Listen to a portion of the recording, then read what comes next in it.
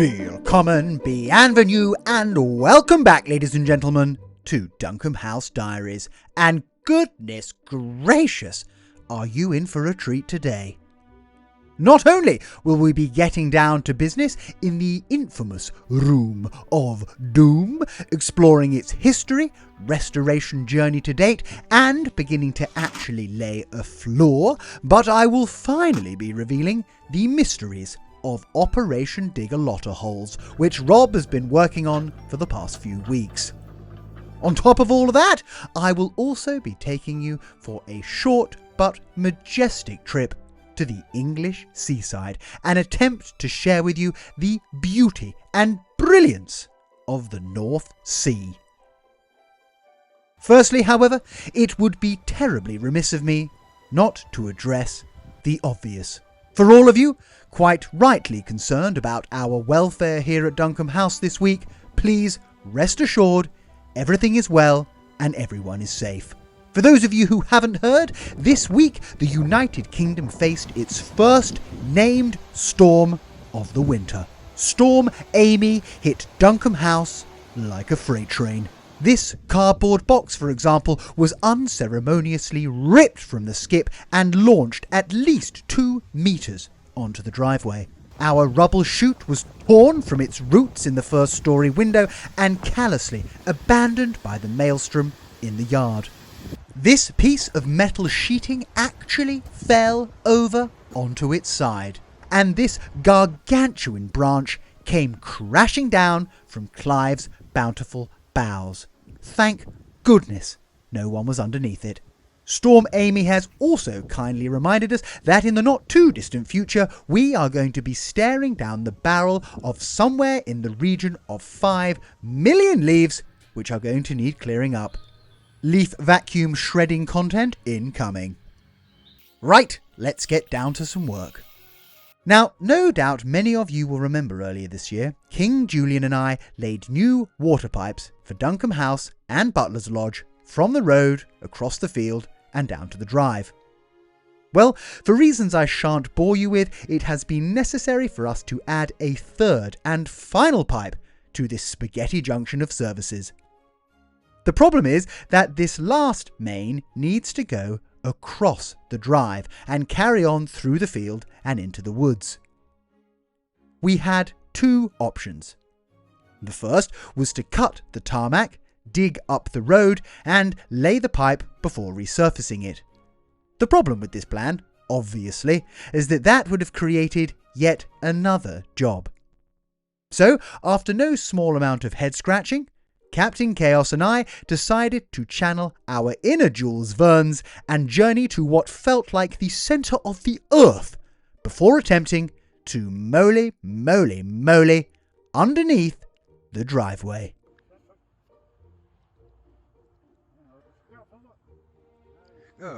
So, after an obligatory cigarette, Rob decided that the best plan would be to push a pointy pole underneath the road, which we would then feed the water pipe through. So, it was time for some precision and entirely health and safety approved engineering. Luckily for us, all of Rob's equipment here at Duncan House is state of the art and fastidiously maintained.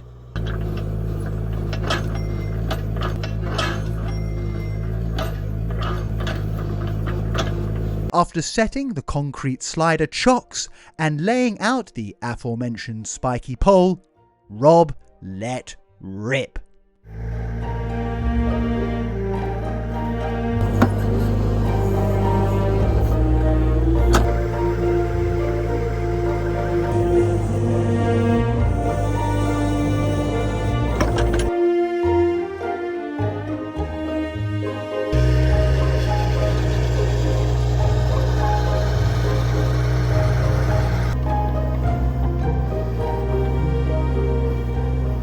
Rob had assured me that his pole was long enough to do the job, but after some 45 minutes of scrabbling around, it still wasn't immediately clear where or even if the spike had poked through the other side. So, in the interests of efficiency, I left him clawing at the earth and got on with something else. Don't worry, we will come and check back on his progress very soon. But in the meantime, we have a room of doom to sort out.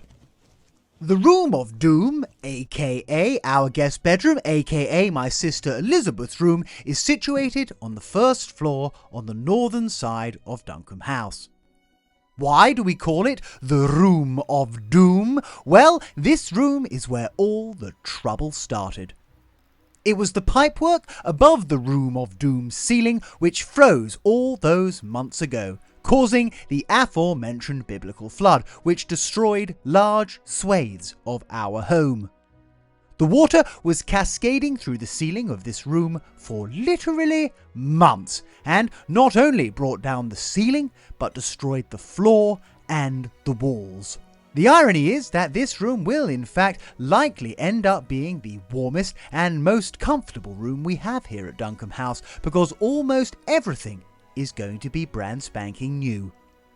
It's going to have a new floor, new ceiling, new sheep's wool insulation, new lime render and lime plaster. We had hoped to have had most of these works squared away by now, but some idiot fell over.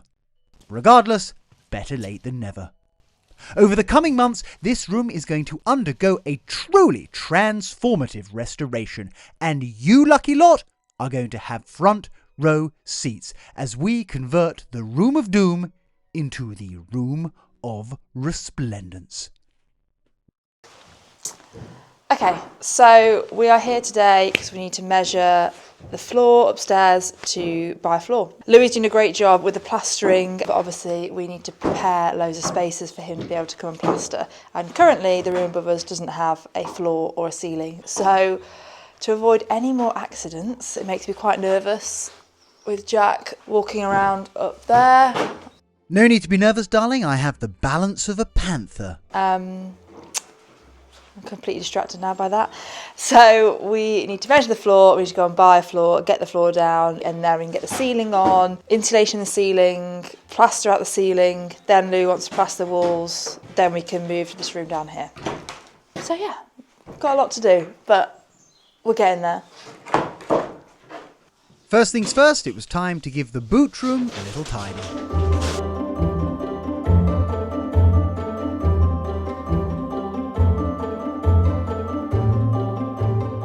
Then we were able to hop upstairs and measure exactly how much flooring we needed to acquire. Does anybody else get the feeling sometimes that their spouse absolutely hates them? I don't hate you, I really hate it when you are balancing on tiny strips of wood with a 1 foot in a cast. We just haven't got time for you to have another accident. Trust me, darling, I don't want to have another accident either. I know you don't, but then sometimes you're doing silly things. So, after promising to never do anything silly for the rest of my days, we got down to the business of measuring up the floor, which ended up taking slightly longer than expected because I decided it would be a good idea to give Jazzy the business end of the tape measure. I shouldn't be at this end, should I? Because I don't know how to really measure. 183. 100 centimetres is 465. 15 inches. 15 feet. In centimetres, 183 inches. So after being able to calculate an extremely accurate overall floor area, we popped off to the merchants to grab some boards.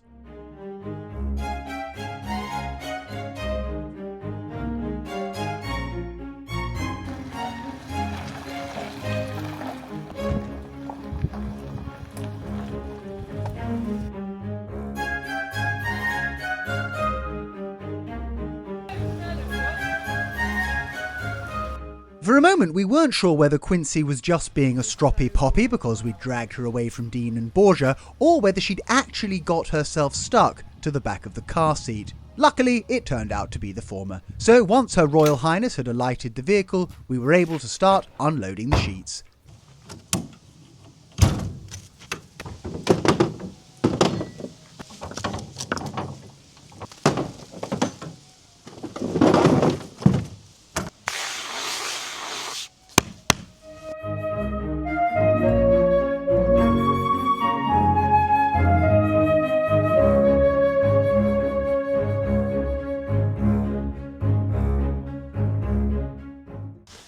Jolly good.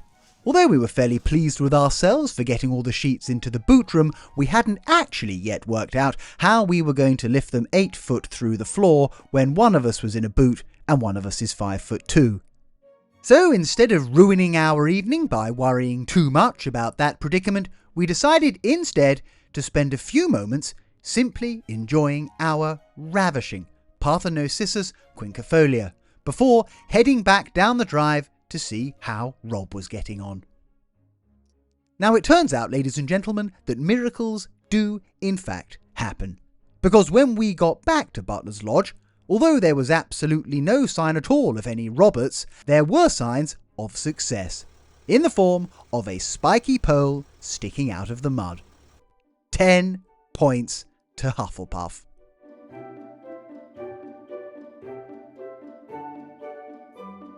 So we are back today to start putting together the Room of Doom. We have a storm here at the moment in England. I think it's called Storm Anne or Storm Helen or something.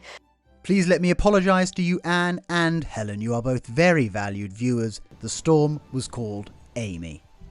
But yeah, so today's the first day we're starting to put this room back together, and I can't tell you how much a relief it will be to have a floor down on here, because it always makes me so nervous whenever we have people here, we have friends or family, and you're kind of like, oh, don't go in that room. So it's so much better to have a floor down. Also, while I'm here, something that I really want everyone's opinion on is this area. This is going to be a family bathroom, so you might be able to see above there's these 2 exposed steels. Now, originally they were boxed in.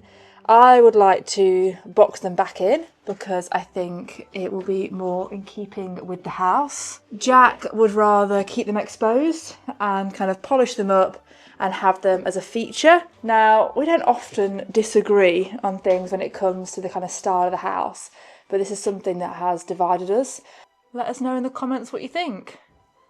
There is no need for me to comment on this one, as I am certain that you will all make the correct decision. And just know that if you don't, I won't be angry. I'll just be disappointed. Right, let's get back to the floor. Floors are famously useful for myriad reasons, but the most important one, as far as I can make out, is to stop one from crashing through the ceiling of the room below. As I mentioned, before we were able to start actually laying our new floor, there was just the small issue of getting these 8 by 2 foot boards into the Room of Doom. Luckily, however, on this day of all days, we had Jazzy's cousin Majenta with us at the house, and seeing as, unlike me, she has 2 working feet and, unlike Jazzy, isn't vertically challenged, she seemed, at least, like the perfect person to aid us. Gosh, I can be wrong about things sometimes. Don't have the edge,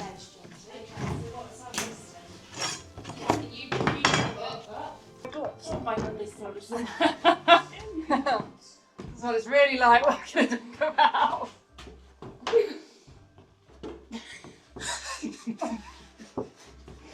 Jack, I need to know out. They're like me. They're very loud.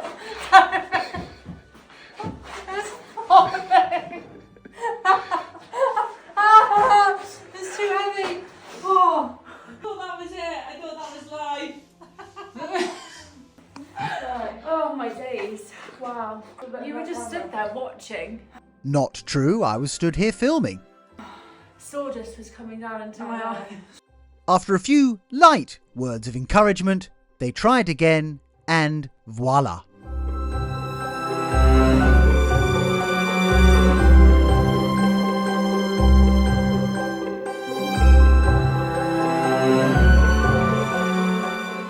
Before I share with you all our fairly chaotic DIY attempt at laying a floor to stand on without a floor to stand on, let me quickly pop you all to the seaside. For those of you who missed it, Jazzy and I got married back in May. We had a very small and personal ceremony with only our immediate family in the little Suffolk village of Thorpe Ness. If you're curious as to what a Jack and Jazzy wedding looks like, make sure you catch up on that episode.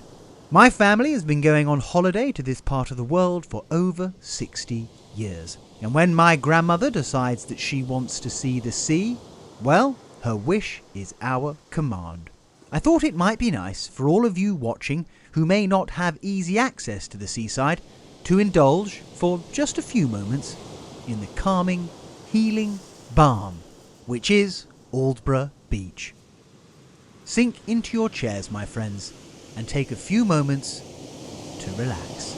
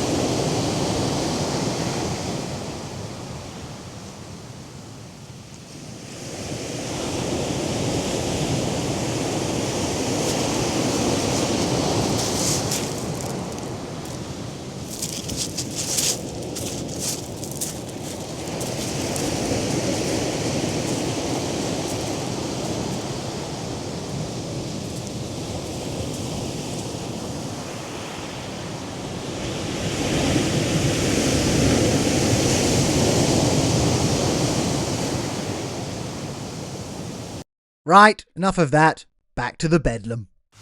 Once we'd wrangled a few floorboards up, we started by laying our first run against the inside wall. Once we had dry fitted the first board, we offered up the second. This then allowed us to suss out the correct length, mark it up, cut it down, and shallot it into place.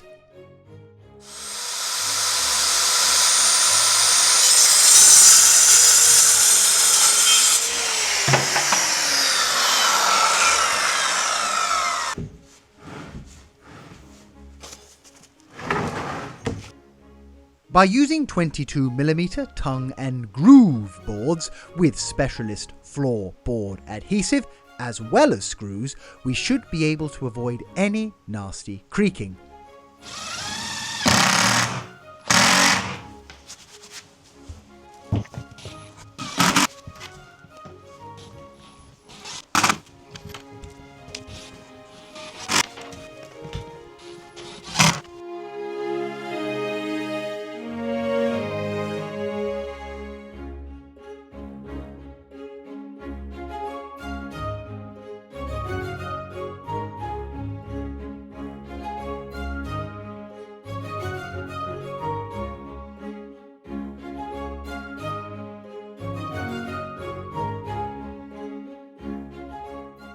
Now it turns out that trying to do any serious DIY in a boot is mildly problematic. And so instead of finishing the entire floor like we had planned, we managed in the end to get a grand total of 3.5 boards down before my foot felt like it was going to explode and Jazzy was struck down with an aggressive case of hanger. So we decided to have a rest and enjoy some victuals from the local farm shop. I'm sure I heard somewhere that starting was the hardest part anyway.